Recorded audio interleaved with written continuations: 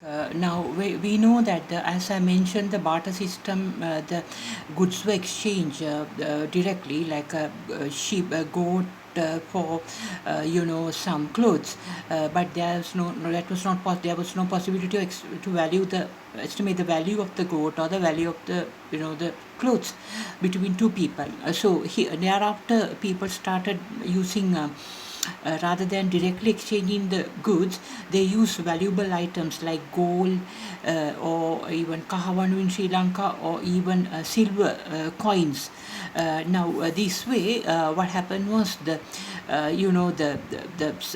can estimate the value of the goat. Say in Sri Lanka, the goat is 5 kahavanus, and the clothes made by the clothes producer is 2 kahavanus. So accordingly, using the kahavanu, the exchange had been done. The goat, that person paid a certain amount of kahavanu, 5 to buy the goat, and this person paid 2 kahavanus to buy the clothes. This is how the barter system, where directly the goat and the clothes can't be exchanged, because the value, then you have to give half of the goat for two clothes, two pieces of frocks or sarongs. So that there was a problem. So that is why the kahavanu or the coins came. But thereafter, especially with regard to the banking industry, Sri Lanka did not have a banking system during our history. Banking system started in Italy and Great Britain. Here, what happened was the people, the rich people who had gold, they used to keep it with the goldsmith. Goldsmith they kept the gold for safety, and thereafter, whenever they wanted the gold, they had to go to goldsmith and take the gold, and then they used to, as we give the rankahavanu or coins or silver coins, as during the Anuradhapura and beyond those historical period, they used to take the gold and give to somebody, and here's 2 pounds of gold, give me the cart, like that they used to exchange. But later they found that it's very difficult to always to go to the goldsmith and take the gold and then physically deliver. Therefore, whenever these people kept the gold or silver, particularly gold, the goldsmith issued a note. You have kept this amount of 1 pound of gold, or 2 pounds of gold, or like that, because that time there were no kilograms. Then the person who kept the gold got the receipt. They used to give those receipts to the other person. Now, and they used to, somebody keeps 10 pounds. Those people used to obtain it in 500 denominations, and 1 pound like that. 10 pound came in different denominations. The receipts were issued by the goldsmith. Those receipts were given to the person who sold the cart, and said receipts were given to the cart seller, and he took the cart, and that person got the gold receipts, right, originally issued by the goldsmith, and thereafter that person used to go to the goldsmith and take the gold. So this developed later, where these receipts of the goldsmith were exchanged, right? And but later, what happened was, when the world, the things change and the economies around the world, change.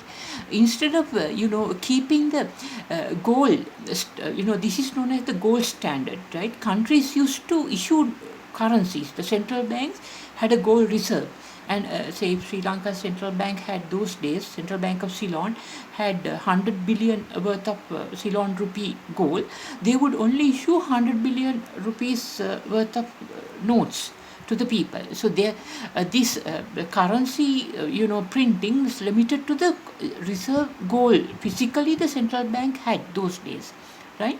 So now what happened was, this system had been later stopped in 1931 in Great Britain, and 1933 in USA, because this system had been dropped, because one reason is the currencies could be issued only to the value of the gold stock. That is one reason. But what happened was, it was a good way to control the inflation, because if too much money printing couldn't be done if the money notes issued are related to the value of the gold stock of the central bank, Ceylon, at that time. So inflation was controlled, but then the amount of notes issued by a central bank had been restricted to the value of the gold, and we know the gold uh, is a scarce resource in the world. The gold is like not available, plenty. It's restricted amount of gold in the world. So if the amount of gold in the world is about 10,000 tons, then the world can't issue more than 10,000 tons worth of currency notes. There was a problem. Then, as the economic activity increased, there was a need for more money notes. Therefore, Great Britain dropped the gold standard note issuing, and in 1931, and US dropped it in 1933. As a result, the gold standard money was replaced by fiat money. The fiat money means the countries issued, the money notes without any gold backing. As they want, they printed and issued. This is known as the fiat money. So there is no restriction on the issuing of the currency notes or coins. There is no gold backing, and they issued as the demand comes. So this resulted in inflation and several problems later. So as we now come back to Sri Lanka's problem of, just because of Mr. Ranil Wickremesinghe's speech on the parliament letting down our country in an unpatriotic way, highlighting that the Sri Lanka government depends so much on the commercial banks during urgent time to borrow from internationally the foreign currencies to settle the foreign loans. What happened was this the Fitch ratings rather came with a technical explanation after that speech, in a fraudulent way, to say that Sri Lanka's the commercial banks, most of the commercial banks assets, the loans or the investments are in the about 6.6 when compared to the total assets are in the Sri Lanka government Sri Lanka development bonds, which is about 78% compared to its capital equity. Because of that, they said since central Sri Lanka government is under CCC negative, CCC default currency issue a default rating system, government rating, since commercial banks also invested on the Sri Lanka government development bonds, its foreign assets, the commercial banks ratings have been also degraded to CCC negative local banking environment. Based on that local banking environment, they say central bank is forcing the commercial banks to invest its foreign assets on the Sri Lanka development bonds. So because of that negative environment, they have downgraded the commercial banking sectors, the ratings. So when the overall central commercial banks ratings go down to CCC negative, negative banking environment in the country, then what happens is international borrowing, there are restrictions on the Sri Lankan commercial banks. Government can't depend on Sri Lankan commercial banks on urgent time to borrow through the international money market or foreign exchange. So, but here, the major way to solve this problem is, since Sri Lankan commercial banks, fortunately, right, have invested their most of the foreign assets. Foreign assets in foreign currency denominations on the Sri Lanka development bonds. Now the situation, and also Sri Lanka commercial banks under central bank's good regulation system, which I advised them, are restricted to Sri Lanka-centric domestic economic activity without international borrowing or international lending, to avoid any impact of financial crisis overseas on Sri Lankan economy, which I suggested in 1996 to the central bank, which they followed consistently. Now the situation is, because of this situation very well, Sri Lanka's commercial banks must be given the authority, the legal authority by the central bank to issue their own currencies. That means not only the central bank of Sri Lanka issued notes, like printed Central Bank of Sri Lanka 1,000 rupee note, 100 rupee note, or etc., 5,000 rupee note, but all these large commercial banks, not the small commercial banks. Small commercial banks are not exposed to this issue. Only it affects the large commercial banks, right?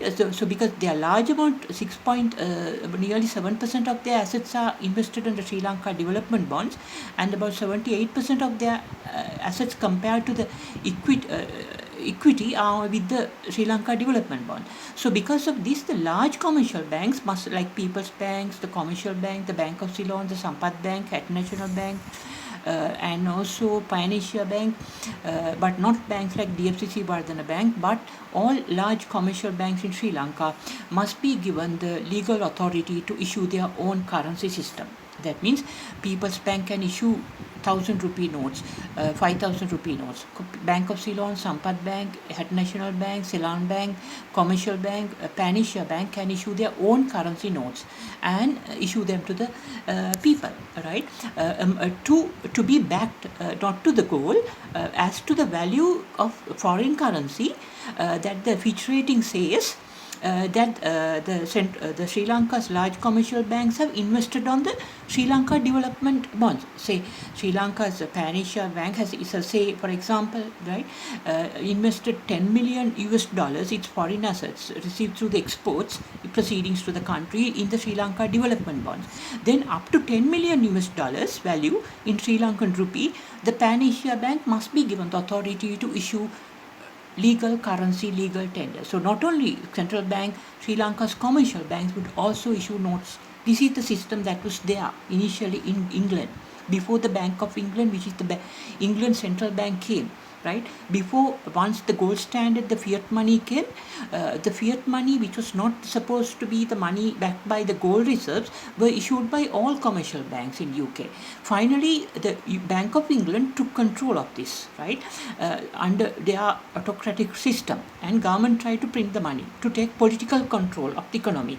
But Sri Lanka must now go back and give the authority to the because the Fitch rating of USA itself says this, that the Sri Lanka Commercial Bank invested in the Sri Lanka development bonds, but Sri Lanka, because of that, they downgraded Sri Lanka's credit rating to CCC, negative banking environment rating. So then this is a political influence on the country. Sri Lanka must deregulate, and they give the freedom to the Sri Lanka's private commercial banks and state commercial banks to issue their own currency to the value of investments that they have done on the Sri Lanka development bond. This way, we can overcome any problems with regard to the since private commercial banks and state commercial banks will be issuing legal tender cash notes, which has the same recognition as the central bank notes, according to the foreign, assets invested in the Sri Lanka development bonds. This way we can make sure our inflation in the domestic economy is under control, rather than the central bank here jumping and printing cash, which is misleading based on the American economist's false, fake advice to Sri Lanka's economy. This is why I said Sri Lanka's economies must follow our own economic strategy for the monetary system, financial sector. This way, inflation can be curtailed, since the blocked foreign assets in the Sri Lanka development bonds, any foreign currency, any local currency, the central bank must not print, because that will increase the inflation. For example, the fish bond would go up to 120 very soon, according to news reports. So this can be curtailed if, according to the already backed foreign assets in the Sri Lanka Development Bank bond value, private commercial banks issue their own currency. That will reduce the inflation on the economy, and our domestic monetary system will grow as a result of this.